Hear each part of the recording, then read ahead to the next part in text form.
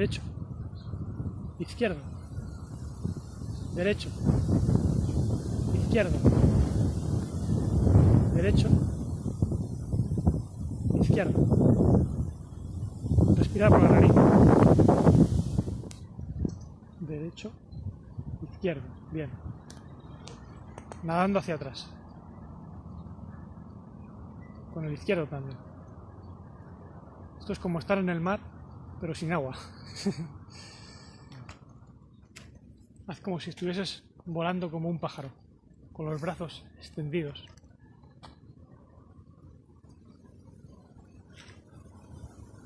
Trata de hacerlo un poco más lento, a ver si puedes. Ahí.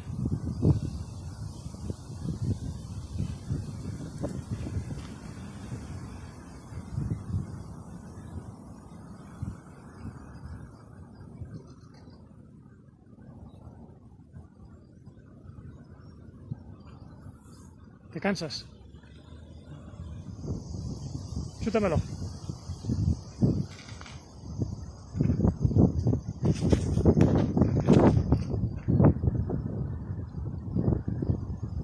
Vamos ahí, que se note que tú jugaste al fútbol.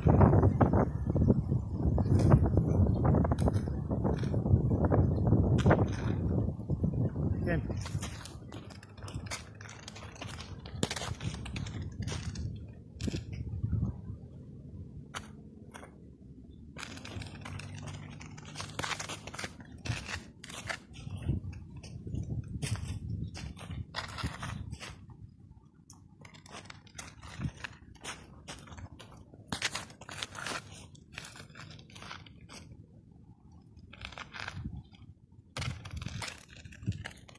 Uno, 2, 3, 4, 5, 6, 7, 8, 9, 10. Izquierda. 1, 2, 3, 4, 5, 6, 7, 8, 9, 10. Descansa.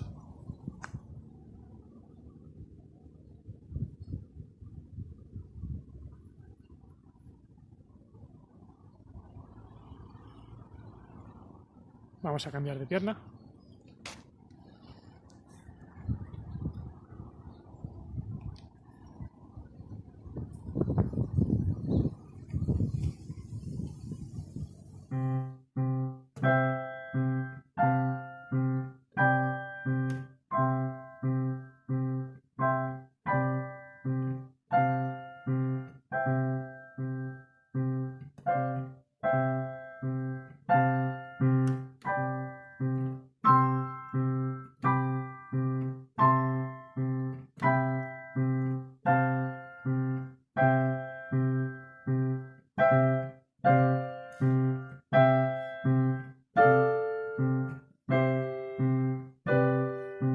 Acabamos.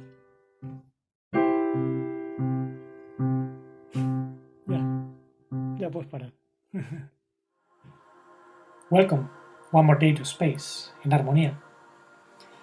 Today, I decided to introduce my dad to you. You just saw him doing some exercises, which I designed for him. We try to practice those activities from 3 to 4 days a week, more or less, because he's losing much motility, in spite of being just 73 years old, which is not very much nowadays. He's also losing cognition.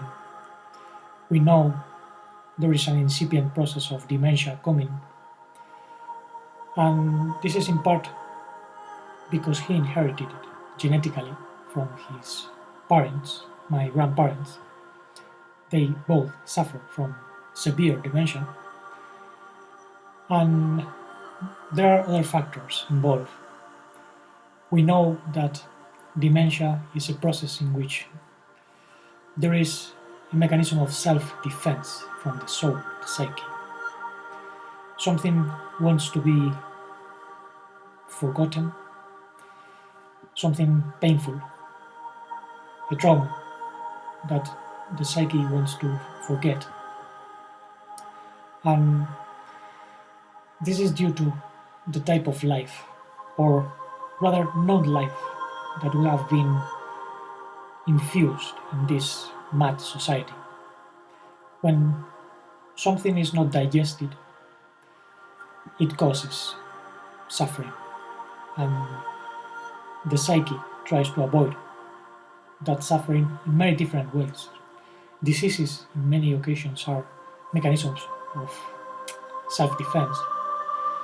Alzheimer, for instance, is a loss of identity when the person no longer has a clear function in society, when he or she thinks they are not of value, when they have sons and daughters but they think they can already live on their own and they are no longer valuable for them. Things like this, which are very common in society, are at the base of many problems. And I would like to ponder more deeply on all this because it has to do with the need of reconnection of life and also the need to open ourselves to a greater healing. It's very sad to see how people that have been full of vitality lose even the motivation for living. My dad, for instance, was very active during most of his life. During his early years, he practiced football, water skiing, scuba diving, martial arts such as Korean karate. He even took us to the practice of Korean karate, taekwondo, and we practiced taekwondo for several years, even with him. And he used to have more vitality, but he also injured his back. He has a problem. One of the discs is injured, and that makes him feel pain. And obviously, this kept him from continuing certain exercises, even though he tried to solve the problem with therapy and even a machine that he bought and he hung down with the feet up, but that didn't solve the problem. It just relieved uh, the pain a little bit, but not too much. And I think that's one of the reasons why he didn't want to have walks with my mom. My mom didn't walk either. She said that the replacement she had in the hip, because she broke it, would get damaged or eroded if she walked very much every day or several days a week, as I advised them. But she passed away from a stroke, as you might know. I told the story on a few occasions. And I think this is one of the reasons why my dad now is experiencing this process of forgetfulness. There is much pain in him. He didn't process the situation, he didn't digest it, the event. It was very painful for all of us, but my dad feels very strange. One of the things that he used to do is discussing, criticizing. He was also very loving, very caring, very helpful, always willing to serve. I have to admit it. He was always helping us in many different situations. When my mom, for instance, broke her hip many years ago, I was a kid and he was with her all the time in the hospital. It was a long process, but because she had several operations, and he always accompanied her, helped her. But during all the time they were together, more than 40 years, they also discuss a lot. They never got divorced, but they quarrel a lot sometimes, and I think he also feels remorse for that. Another more reason to forget. And there are other factors, such as spending too much time at home, in these four walls of death, as I call them, because these boxes are not for living, but for dying. We are fed with food that comes in boxes. We live in boxes, and we end up physically in boxes. Very sad. That's the box mind society has generated, in part because health is forbidden. Every time someone discovers something important and wants to make it public, that person disappears or the laboratory gets destroyed mysteriously. And the so-called epidemic diseases such as dementia, cancer, Parkinson, Alzheimer are all of benefit to many companies that sell drugs and certain things. And this is a tragedy because that's evilness infused in the blood of a few, which descend from their father, the devil, the accuser, as the master said.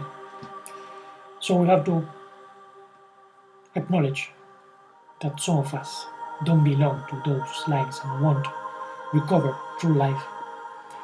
I am the way, the truth, and the life. This means we also have to live a way of life and truth,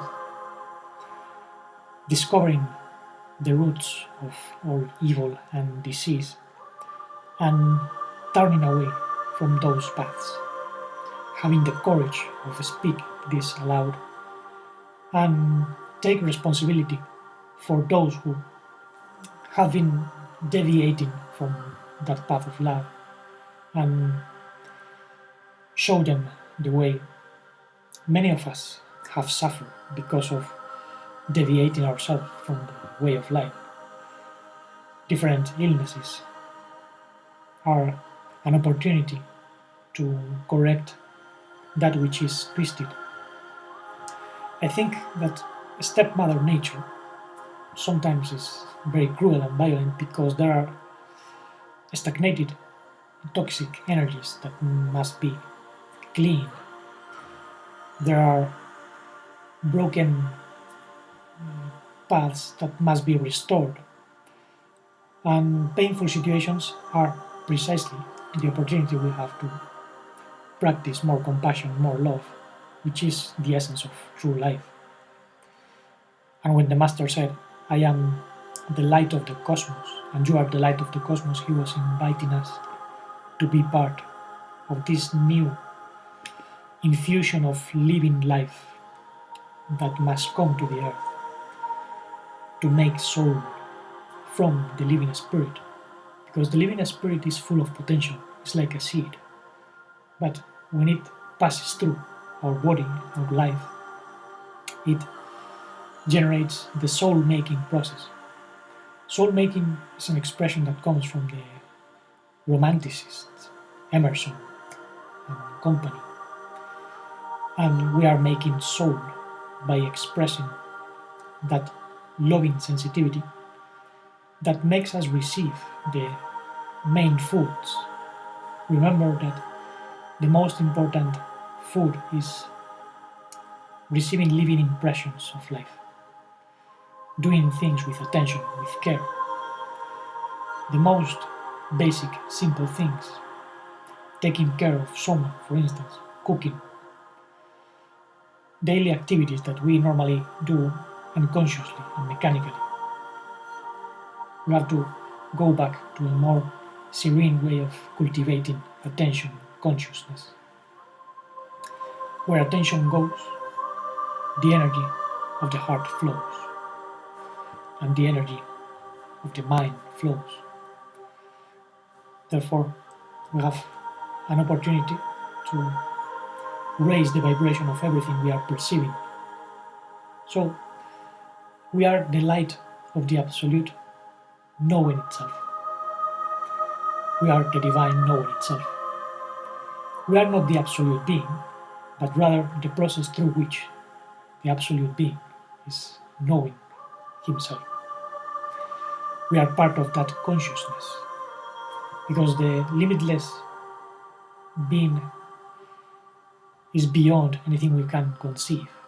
So it would be arrogant to say, I am the Absolute, I am God, as some claim today. That's full of vanity. Even the Master didn't claim to be the Absolute God. Paul said that in Philippians 2:5, and he became a servant to help others because he was expressing the tree of life that comes from the limitless one, the Holy One, obviously. We are expressing that essence when we live consciously. And that way of feeding ourselves makes our soul grow from embryo to baby to grown-up kid. There is also another way of feeding our vitality, which is conscious breathing. Not mechanical breathing or forced breathing, but realizing that something is breathing in us, and that's life. We don't make efforts to breathe when we are attuned to the vibration of life. And there are ways to cultivate the conscious breath and even movements. Right now, I'm trying to integrate movements in my course, harmony therapy, and also in assessment, because I realized that we have to keep the body in movement, but in a certain way which comes from the universe, not from the techniques or strategies that human beings design.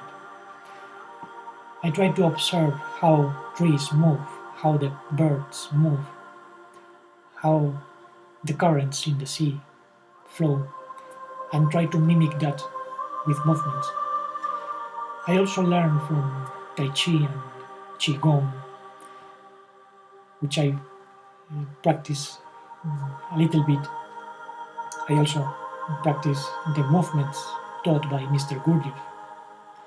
I was practicing that in Ireland and France with groups that specialize in that way of studying oneself, to get into contact with this way of understanding the process of self-discovery.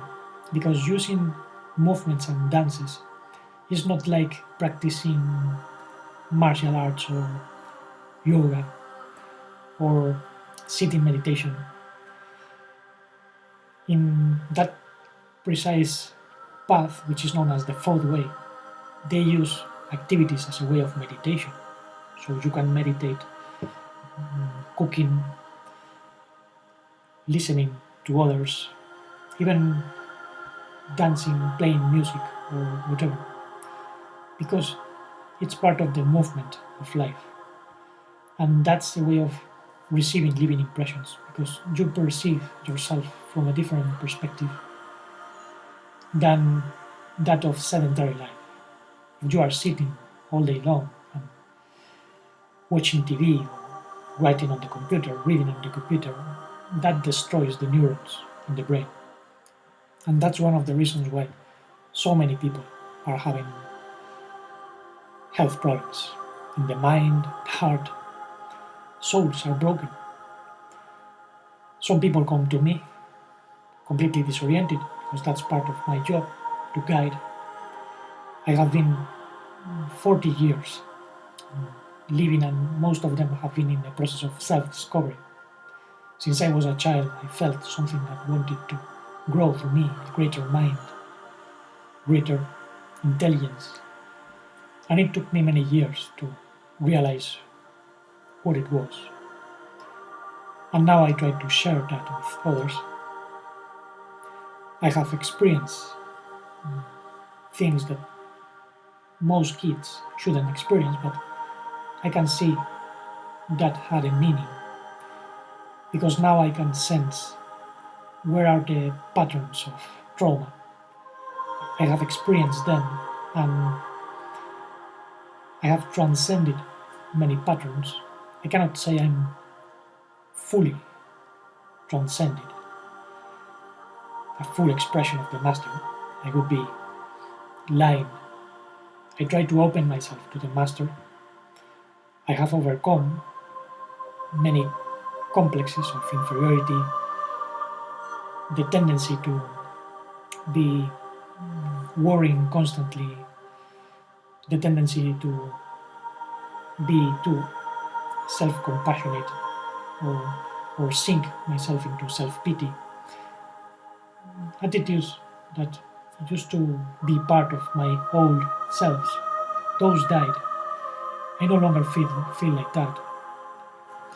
I feel more like a kid growing, and to me, helping others is a way of knowing myself as well, because the master somehow shines in everyone, and that's one of the reasons I started to teach some of these things systematically in a course, harmony therapy, and some people have been studying with me already, but I want to open this more broadly.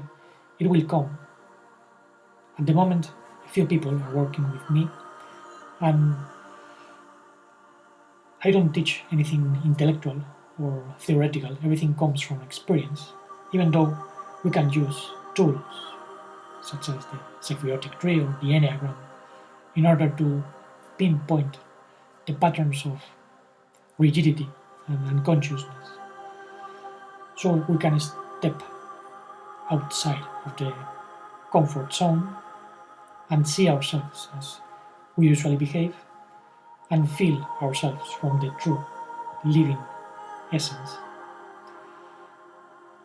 That's the most important, to be our authentic self in order to avoid the tragedy of living mechanical and ending up in a wheelchair with many unnecessary conditions.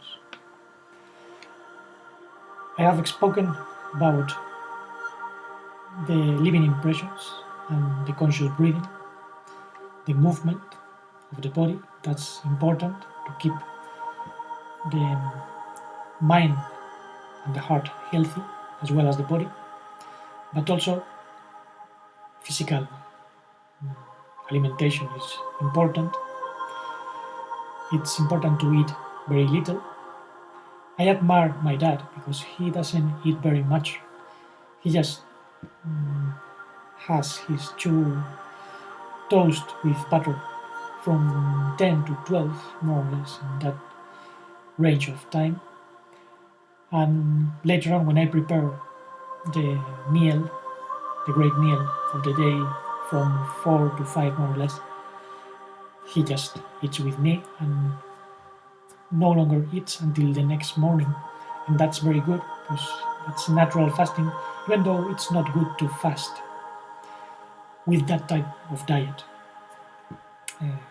Sometimes I cook for him things that he likes, like legumes or heavy dishes that he always enjoyed, and it's okay.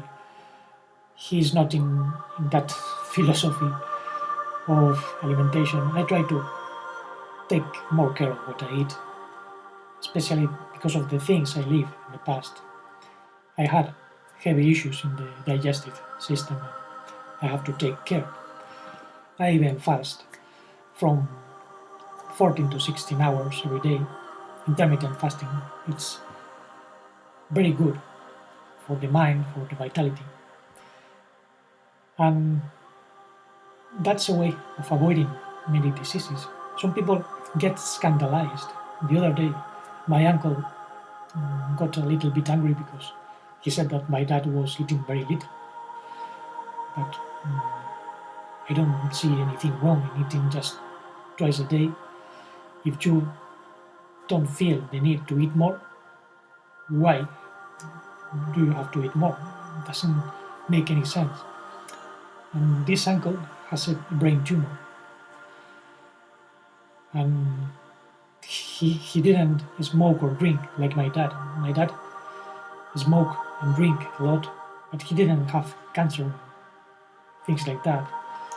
He has this other condition, but thanks to his austerity in the food habits, he is avoiding other diseases. And one of the reasons why people are experiencing health problems is overeating, and also the inability to digest emotional processes. For instance, my grandparents were not able to digest the death of two of their sons, brothers of my dad. One passed away from a heart attack, another from cancer. This other one, uncle, has a brain tumor. My grandparents experienced very heavy dementia because they were not able to digest. Even though they were very Catholic, they pray a lot, but they spent much time at home without walking. The place where they live was the city, not a good place. Madrid is a jungle, even though you have parks and places, but living impressions only come from conscious attention and also a cleaner place. Madrid is full of pollution of all kinds, not just from cars and other vehicles, but from electromagnetism and so on. All that is contributing to the modern diseases. So, if you can go to live in a more simple way, even if it's far away from the city and you have to use a car and cultivate your own food, do it. If you can do it, don't doubt it. That will be the future. Many people will go away from the city. And for now, it's cheaper. In some places, you can buy very good bargains. Maybe you have to restore them, but I think it's worth it. Now, I would like to comment as well the importance of integrating our biological family, the divine family, because we don't come here alone. We come in soul groups, and those soul groups, as I have been discovering during many years, are the flourishing of a great spirit. Spirit is also divided in at least 12 nodes. The only begotten Son comes from the bosom of the Father, and the bosom of the Father, as I understand it, is the solar plexus of the cosmos, which is connected to the primordial head. But that head is unknowable. We can know the Son, which is the face or the expression of the Holy One, and that's the solar plexus of the Absolute. And in this solar plexus there are 12 nodes. We have also 12 nodes in the solar plexus. And I think they are like monads, spirit monads from which different spirit seeds come to different planets. And they are sown like seeds to grow up like souls. That's the process of soul making. And this is a family, a big family. So even though members of our biological family don't belong to our particular soul family, because they belong to another soul group, another monad maybe, we can help them wake up. We can all learn from each other. Obviously, when you work with those that belong to the same soul group, That's the best because you learn more. You can see yourself mirror in others and you can work together with others. In my soul group, we all work with art, with expression, communication. We use music and painting and poetry and other types of art in order to open the heart and allow others to get healed. Other groups work in a different way, but my particular group works like that. I have met some members already. I'm not sure all of them were fully aware of this, but I know it. I have met others in dreams, visions, and it was very bewildering. For many years I didn't understand what was taking place. But I can now understand. We all belong to a particular family, and we come here to help in this amazing moment of history. Because we can help each other better, inspire each other, even when we are not fully aware, but the inspiration is always there. We are connected in ways which are astonishing. Souls are closer than they think, but sometimes what we interpret as different people are just different aspects of our soul self. They are extensions of ourselves. And that's the idea of sister souls and twin souls. There are different degrees, of course, but some other seekers have discovered this. I will expand the issue because it's fascinating. There are two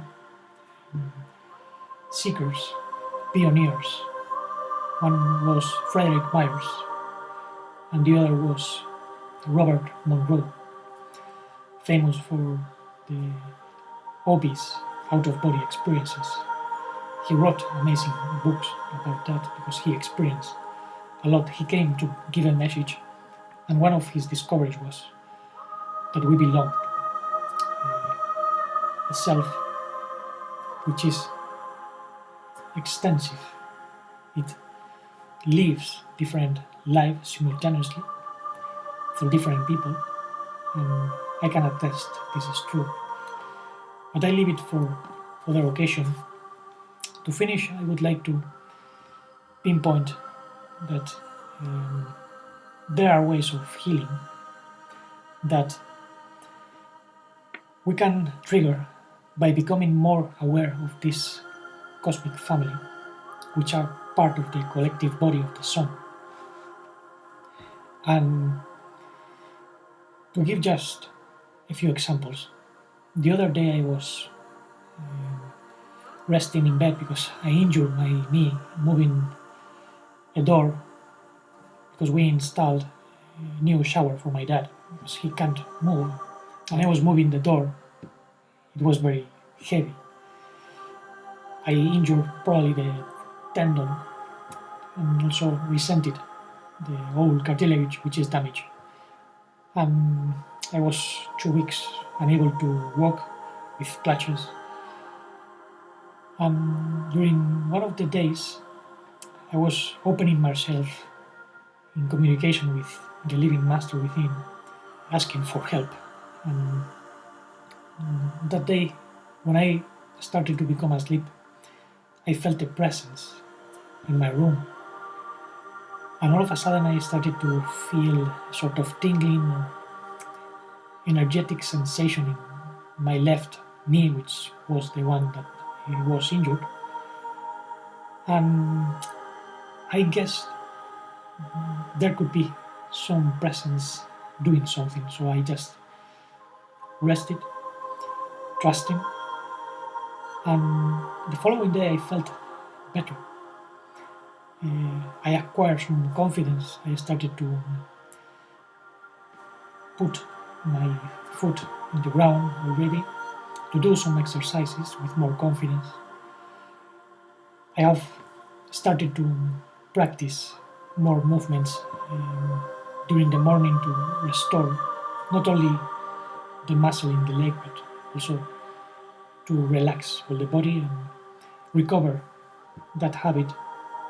I no longer practice yoga or sport because I think sport is a way of injuring yourself. You end up harming the body. And yoga, it's okay, but I think it's better to do things in movement. For me, it's better. You can sense the flow of energy intensely.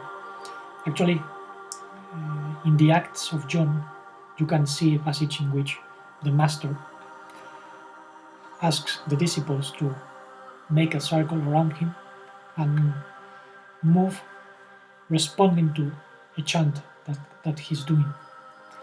That's amazing. That's the Master teaching.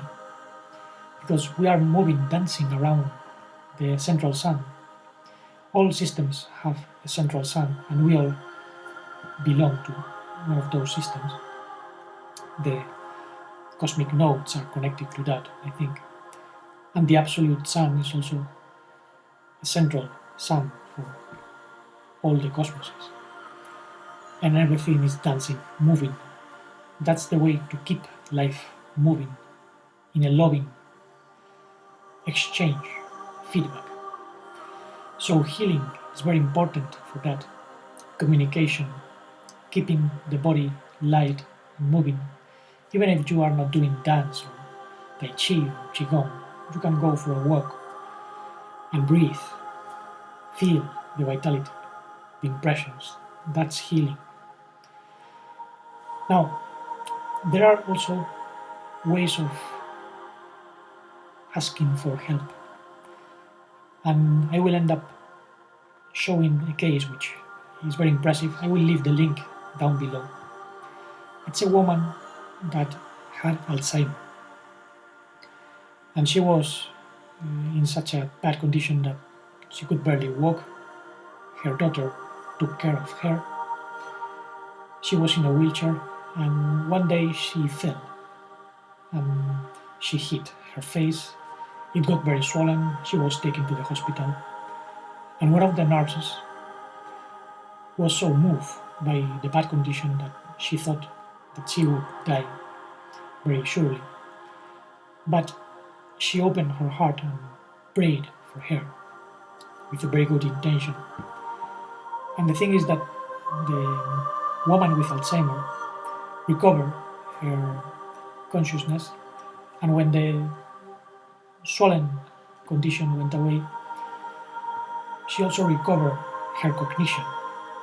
She didn't have Alzheimer anymore. You can see her speaking in the video. That was astonishing for the doctors, of course. And the nurse, which I guess was a Christian, had the idea of using something in the hospital to provide the possibility of praying for others. So they opened a room in which they can pray for other people. I don't think you necessarily have to believe in a particular religion. I don't think it's necessary to believe in a certain doctrine. The most important is the openness of the heart, the good intention. And I would say we can improve that by becoming aware that we are not alone, that we belong to an oversoul, as the Romantics used to say, which belongs to a spiritual monad. And this spiritual monad is part of the tissue of life. I am the true vine, and you are the branches, the Master said. And this true vine has sap, living sap, that has to be expressed through us to heal all the traumas that we have. And we can open ourselves to this healing, to this understanding by realizing that we are not alone. And we cannot do anything alone. That's the main commandment. Love your neighbor as I love you. Your neighbor is not just the one that lives next door, but your soul neighbor especially. We have to take care of those who are part of our true being, which is taking care of oneself in the end. And I don't want to make the video any longer. I will expand this subject, but I think for now it's enough. I hope this was helpful to you. And thank you for supporting the channel. It doesn't have many views yet or many followers, but this message will get more and more important over the years. We are experiencing a very important time. So let's keep opening our heart and our mind, leaving aside the false personalities so we can express the true personality of the Father, taking care of others, forgiving, being more compassionate, having the courage to do the things that must be done in certain situations, and use all the chances we have for this, because we have a mission, and this mission must be accomplished. It can be accomplished in one life. Otherwise, we might have to come back. And that's not always recommended, because this world is full of darkness and we can forget very easily. That's why we need to remind others of the work and open ourselves to that infinite love, unmodified life, integral conscience, and deep blissful serenity.